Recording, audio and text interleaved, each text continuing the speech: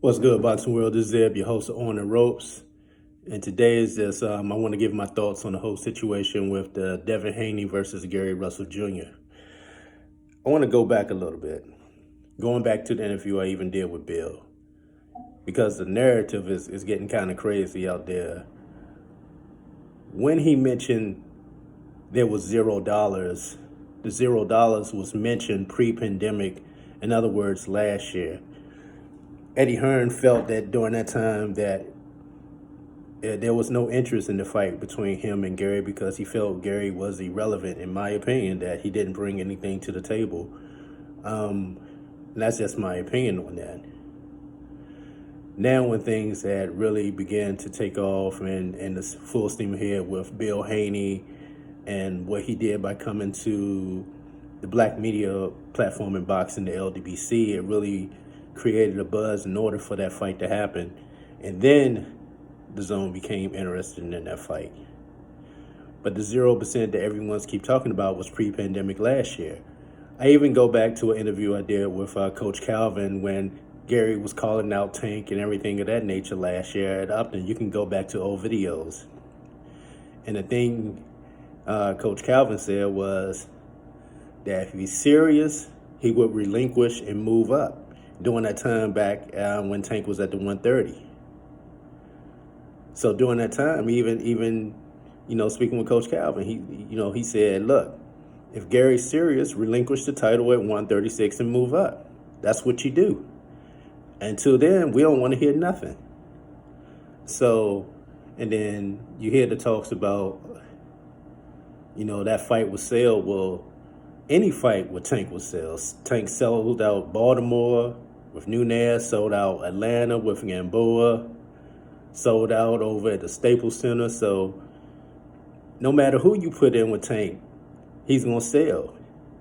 The thing is, he's and I hate to say it like this, he's not going to let Gary eat off of him. That's just the mind state of Tank, I believe. So that's why you ain't going to see that happen. You're like, what are you bringing to the table? I'm bringing all this to the table. Anybody I fight, I'm going to bring a crowd. That's just the facts. And people have to see that. Now, fast forward. Did an interview with Devin Haney over the summer. And I brung up that question about Gary Russell calling him out. And what did he say? Oh, he's capping. He don't really want to fight me. I say, oh, wow, seriously, man. He said that. I'm imagining even now that he still felt that way even coming up into this fight, that Gary does not want to fight him. So you fast forward to last month when I did an interview with Gary. We talked about the different fighters he wanted to fight, blah, blah, blah. I even brought up the situation with when Lomo were having problems. Telefimo was having problems with the money at the time, and it was kind of unsure if he was going to take that fight or not. And I asked Gary the question, would you take the 1.2? He said, most definitely. And keep in mind, Top Rank already had their fight date of what? The October, when is that fight? October 12th, 13th? They had it on their schedule. They had the date already lined up. No matter what, they was going moving forward with that date. So, during that time, remember, it was the big beef with him and Crawford, and then the situation with Crawford trying to find somebody with his fight date and blah, blah, blah, and then offered Kell Brook the 1.5. Gary said, I'll take the 1.5. Then that's when pretty much Terrence Crawford ignored him, like, man, whatever. Just brushed him off. Then you had Bill and Devin step in. We'll give you that 1.5 and give you that smoke. You want to fight me? Let's do it. Gary wanted 2. He finally came down to the point where he wanted that he took the 1.5. Things got real. He said, send over. Remember, Gary's like, you got the Friday to send me the offer sheet, blah, blah, blah. What happened? Within 24 hours, Bill Haney, the president of DHP, sent over the document. There were certain things that he didn't like, certain stipulations. They took it out. Boom. Sent it back. Remember the stipulations about if Gary lose, do business was us. Okay, everybody know that. With the whole stipulations, he took that out.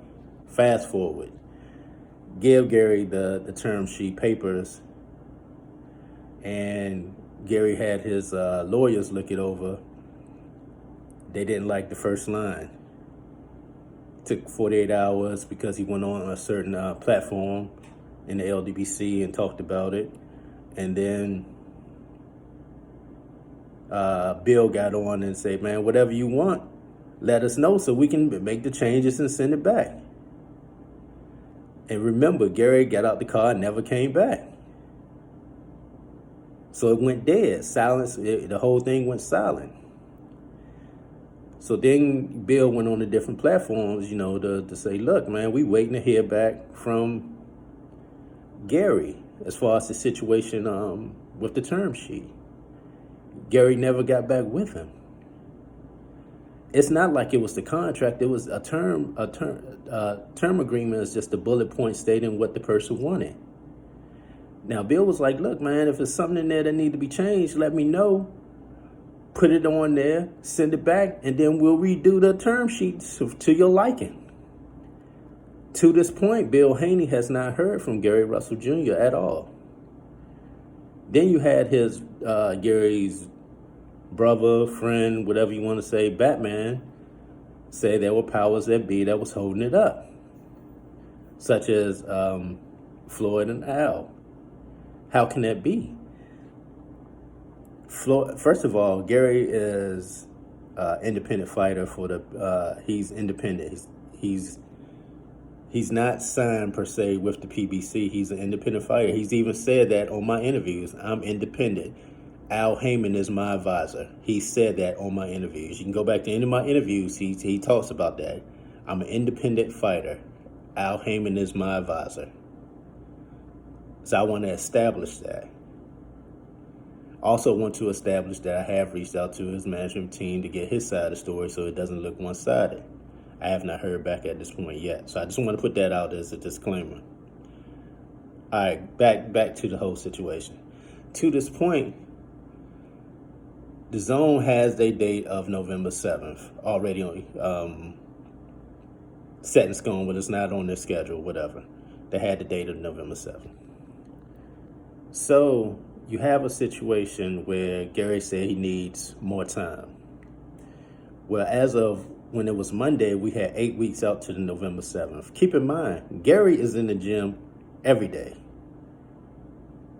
Every day. That's a fact. Everybody knows that. Gary Russell Jr. is in the gym every day. He stays war ready.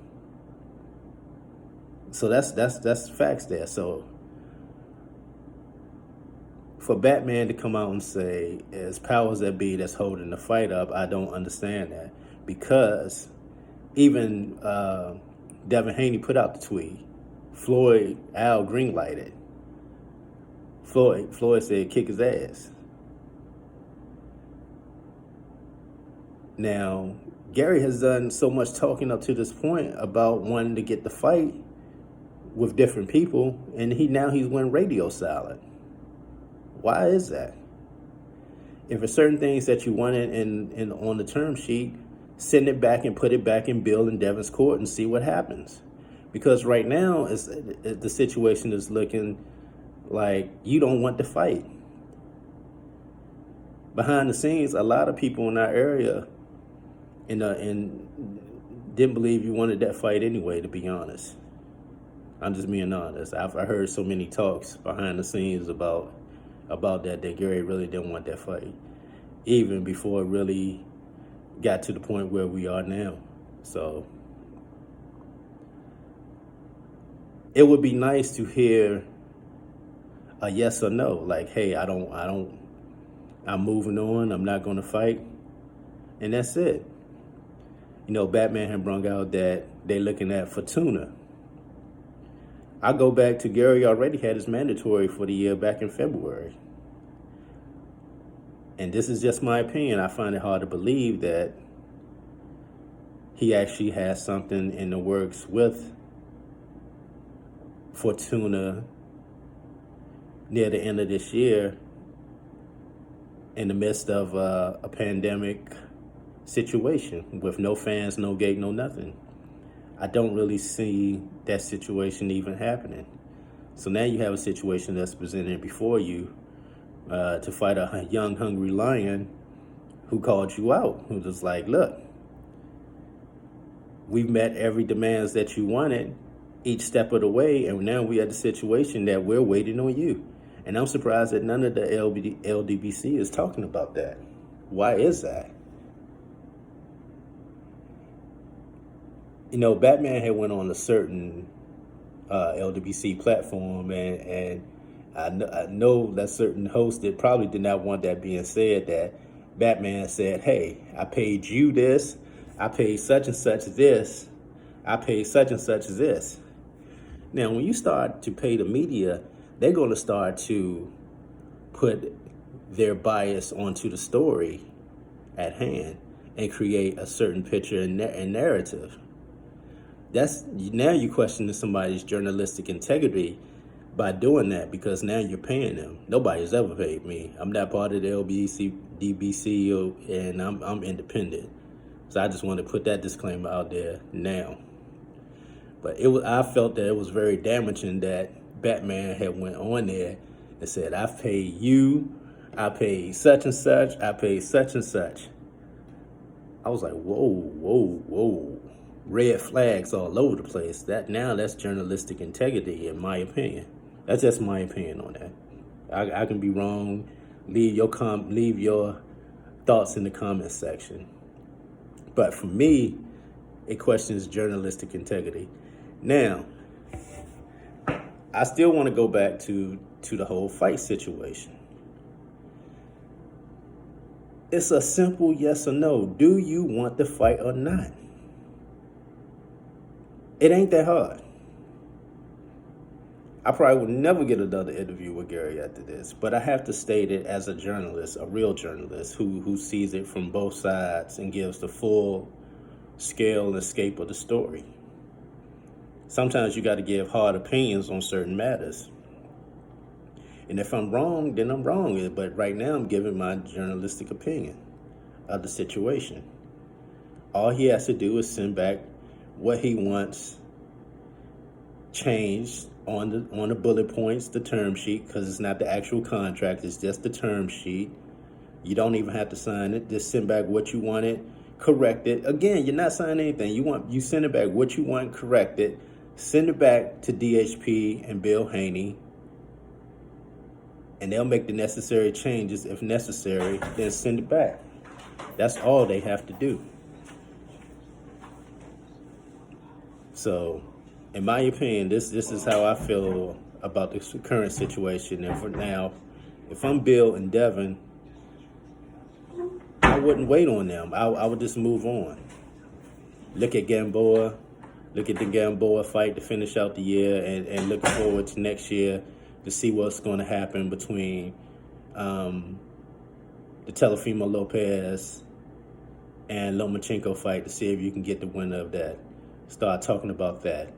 Because right now, I feel it's a waste of time even dealing with Gary at this point. And that's just my opinion on the situation on the ropes. I'm out.